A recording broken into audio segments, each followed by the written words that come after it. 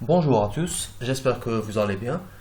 On se retrouve dans une nouvelle vidéo dans laquelle je vais vous présenter le corrigé de la deuxième fiche de TD du module BDMath. Si on prend en considération le processus de création d'un entrepôt de données, après une première étape d'analyse de besoins, on passe à l'étape de conception de l'entrepôt de données, ce qui est le sujet de cette fiche de TD. Mais avant de commencer cette fiche, on va reprendre un des exemples de la première fiche de TD. Là, on a notre schéma entité association ainsi que les besoins analytiques proposés. Ce schéma-là est dédié au système d'information opérationnel ou transactionnel. Pour passer à un schéma qui est dédié au système d'information décisionnel, on ne va plus parler d'entité ou d'association, mais plutôt de dimension, de fait et de mesure. La première des choses est d'analyser les besoins. Dans cet exercice, on avait proposé le calcul des produits les plus vendus, du top ou flop de vente par période, par région ou par sexe, du nombre de produits vendus par âge des clients et enfin du chiffre d'affaires par région. Si on décortique tout ça, là il s'agit de faire un ensemble d'analyses par rapport à ce qu'on appelle dimension ou axe d'analyse. Et on en a quatre: la période, la région, le sexe et l'âge. Maintenant, qu'est-ce qu'on va analyser? Là, dans notre cas, il est question de calculer le nombre de ventes ainsi que le chiffre d'affaires. Et c'est ce qu'on appelle par mesure ou métrique. On passe maintenant aux différents attributs qui nous seront nécessaires dans cette analyse. Au niveau de la table client, on n'aura besoin que de l'identifiant, du sexe et de la date de naissance du client qui permettra de calculer à la fin son âge. On fait donc cette modification au niveau de cette table.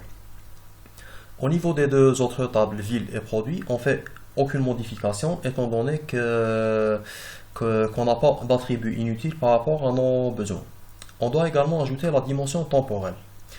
Étant donné que l'information de la date est liée à la commande, c'est à partir de là qu'elle sera extraite.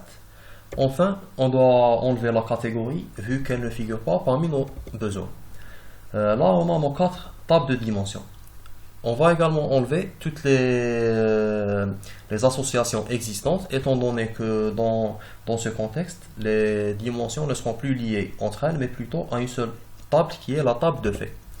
Cette table de fait est composée d'un ensemble de clés étrangères qui font référence aux différentes dimensions. Elle est également composée d'un ensemble de mesures à analyser. Dans notre cas, il y a la quantité commandée ainsi que le prix total.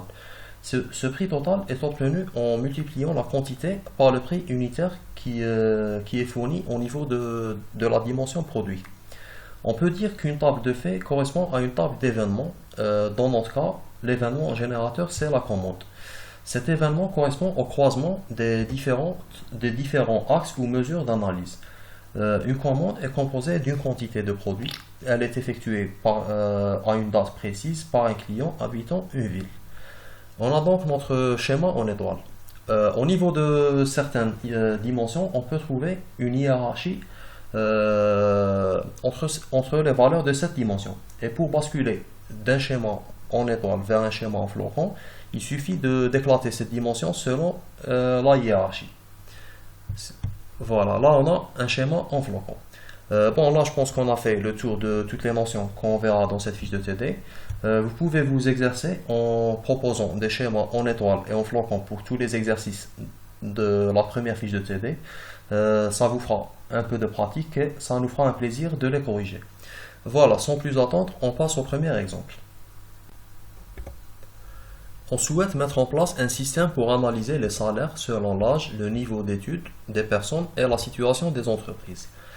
L'analyse selon l'âge peut se faire par année ou par décennie, ce qui correspond à des tranches de 10 années entre 14 et 73 ans. On a donc une première dimension.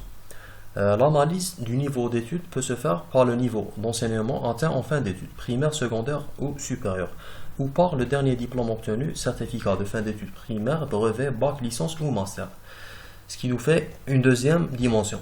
Enfin, l'analyse de la situation géographique peut se faire par ville, département, région ou pays. On a donc une troisième et dernière dimension, qui est l'adresse. Concernant les mesures, on a noté que le système a été mis en place pour analyser le salaire, ce qui nous donnera la table de fait suivante qui est composée de trois clés étrangères qui font référence à nos trois dimensions, ainsi que de la mesure salaire. Maintenant, pour passer de ce schéma en étoile au schéma en flocon, on doit vérifier s'il existe une hiérarchie au niveau de nos dimensions. Et commençons par la dimension adresse. Là, il est clair qu'une ville appartient à un département, ce dernier appartient à une région qui elle-même appartient à un pays. On peut donc éclater cette dimension de la façon suivante. Pardon. Passons maintenant à la dimension âge. Elle peut également être éclatée de cette manière-là, car l'âge fait partie d'une décennie. Si par exemple une personne est âgée de 14 à 24 ans, elle fait partie de la première décennie.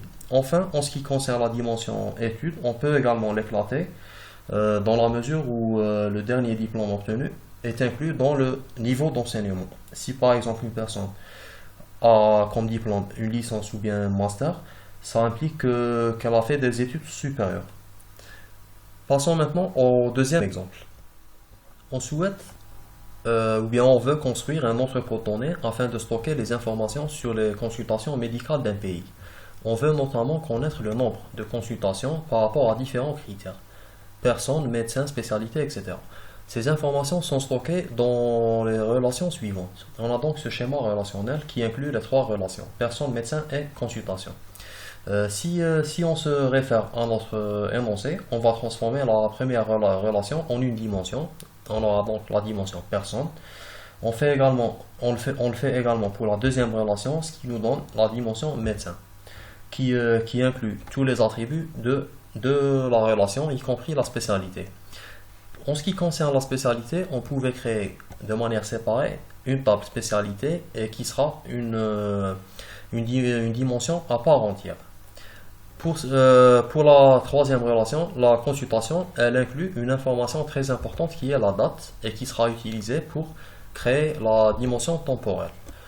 Cette relation inclut également le prix qui sera utilisé ou bien qui fera partie de nos mesures d'analyse. Donc au final, on aura cette table de faits qui sera composée des trois clés étrangères qui feront référence à nos trois dimensions ainsi que des deux mesures qu'on a prises. Maintenant, pour transformer ça en schéma en flocon, il est clair que la seule table qu'on peut ou bien qu'on pourrait éclater, c'est la dimension date, vu les attributs qu'elle comporte. Le jour, il appartient à une semaine fait partie d'un mois, le mois, il fait partie du trimestre, et enfin le trimestre fait partie d'une année. On aura donc au final ce schéma en flocon. On passe maintenant au troisième cas. Une agence de voyage aimerait pouvoir analyser ces données afin de planifier de meilleures campagnes de promotion auprès de ses clients. Plus particulièrement, elle aimerait analyser le nombre et le montant de vente en fonction d'un certain nombre d'axes d'analyse. On a la destination qui inclut l'hôtel, la ville, le pays, la région, la catégorie de région, la catégorie de destination et la catégorie de l'hôtel. Il y a aussi la date d'achat qui se compose du jour de l'année, le jour de la semaine, le mois, l'année et la saison touristique. On a aussi la date de départ qui sera également représentée par la dimension date. On a le forfait qui se compose d'un nombre de personnes, nombre de nuits, type de forfait et type de chambre. L'analyse peut également se faire par rapport au client qui inclut le groupe d'âge, le sexe, l'adresse et le type d'acheteur. On a également le canal de vente qui est composé uniquement d'une catégorie, la promotion qui se compose d'une catégorie, d'une date de début et d'une date de fin de validité. Enfin, comme dernier axe d'analyse, on a le mode de paiement qui inclut uniquement une catégorie. Voilà donc nos 7 dimensions. Chacune est identifiée par une clé primaire. Au final, on aura cette table de faits qui sera évidemment composée de clés étrangères qui référencent nos dimensions.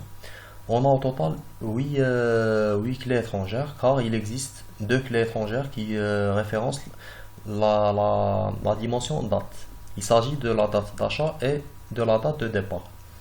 La table de faits est également composée de 3 mesures, le nombre de ventes, le montant de vente et le profit total. Cette troisième mesure sera obtenue ou bien calculée en multipliant les deux premières. Maintenant, en ce qui concerne l'existence d'hiérarchie au niveau de nos dimensions, et même si le schéma en flocon n'est pas demandé, on va le faire pour répondre de façon simple à cette question. Si on analyse les attributs de nos dimensions, on trouve qu'il existe deux dimensions qu'on pourrait éclater. Et il s'agit de la dimension destination ainsi que de la dimension date. Voilà, donc au final on obtient ce schéma en flocon. On passe maintenant au quatrième et dernier cas. TU Hotel est une petite chaîne d'hôtels ayant des propriétés dans plusieurs États américains. L'entreprise possède une base de données centralisée pour stocker et faire le suivi des réservations de ses clients. En 2008, ils ont installé des restaurants appelés Café in the Hotel dans plusieurs de leurs hôtels. Un système est employé pour faire le suivi des commandes et les relayer aux employés dans les cuisines. TU Hotel aimerait utiliser les données qu'ils ont emmagasinées pour mieux comprendre la performance de leur hôtel et restaurant. Ils ont également accès à une base de données de critiques de clients en provenance du site web hotelcomplainer.com. Là, la tâche est de faire la conception en étoile de deux data marts en utilisant ou bien en déterminant les dimensions, les faits et les attributs à partir des données fournies. Et là, on a donc nos trois sources de données. On a une base de données de réservation d'hôtel, une base de données de critiques de clients et enfin une base de données relative aux performances des restaurants. On passe maintenant à la première question. Quelle est la principale activité à analyser pour chaque data mart? Pour répondre à cela, il faudra se poser la question suivante. Quel est l'événement générateur de la mesure de performance? Pour ce, on doit s'y référer aux besoins analytiques relatifs à chaque data mart. Et commençons par le premier. Durant quel mois y a-t-il le plus grand nombre de réservations de chambres? Quelle est la saison morte pour les hôtels situés dans une région particulière?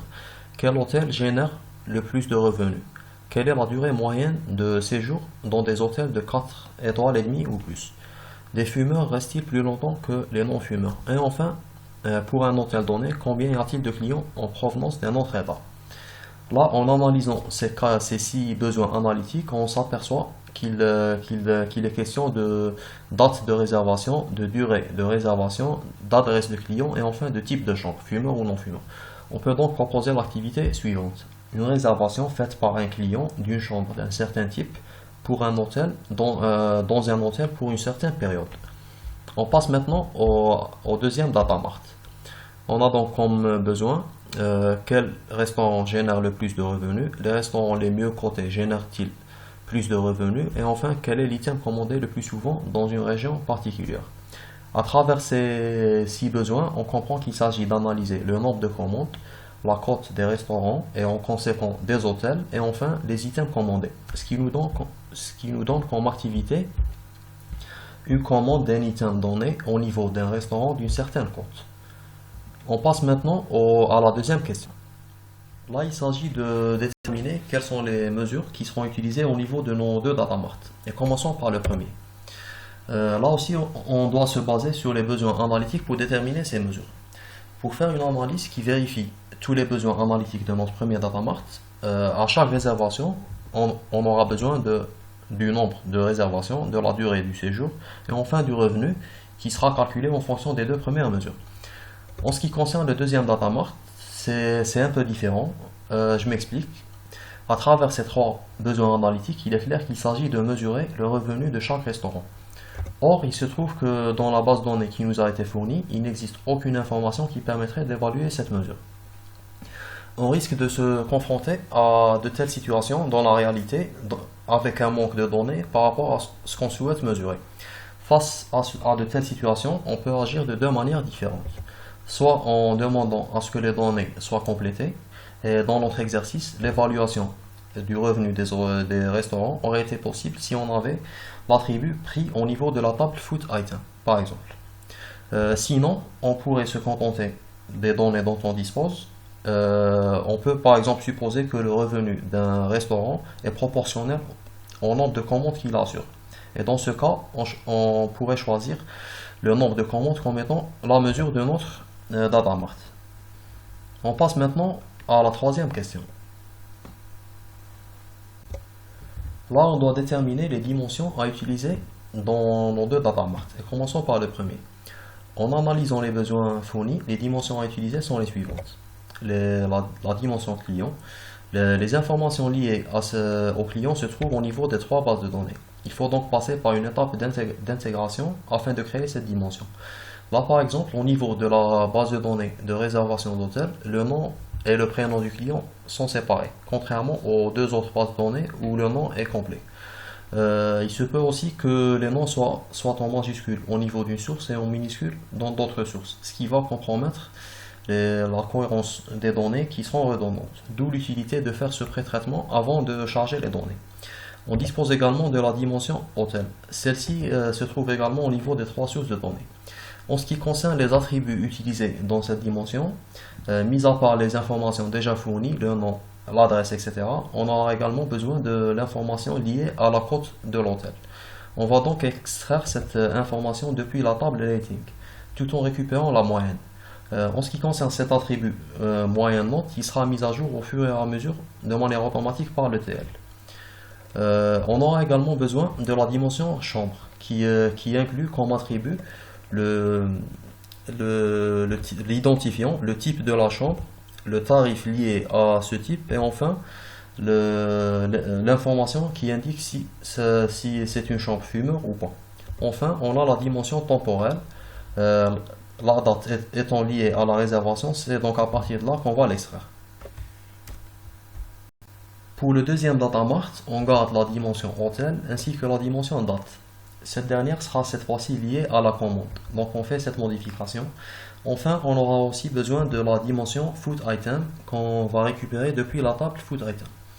Maintenant qu'on a déterminé toutes les mesures et dimensions qui sont utilisées dans nos deux data mart, on voit la création de nos schémas en étoile devrait être simple. On va donc proposer ce schéma pour le data mart lié à la réservation d'hôtel et pour la performance des restaurants, on proposera ce schéma-là. Si on avait choisi de suivre l'autre manière pour cet exercice, pour cet exemple, on aurait eu ce schéma avec le prix unitaire au niveau de la dimension food item ainsi que le revenu comme mesure supplémentaire. Sinon, comme remarque, vous pouvez vérifier ou bien valider vos schémas en essayant de faire des requêtes simples de façon à vérifier tous les besoins analytiques. Si votre schéma vérifie effectivement tous les besoins analytiques, c'est que votre conception est correcte. Voilà, c'était la fin de ce corrigé. J'espère que j'étais clair. Si vous avez des questions, n'hésitez pas à nous contacter. Voilà, il ne me reste plus qu'à vous souhaiter bon courage et à très bientôt.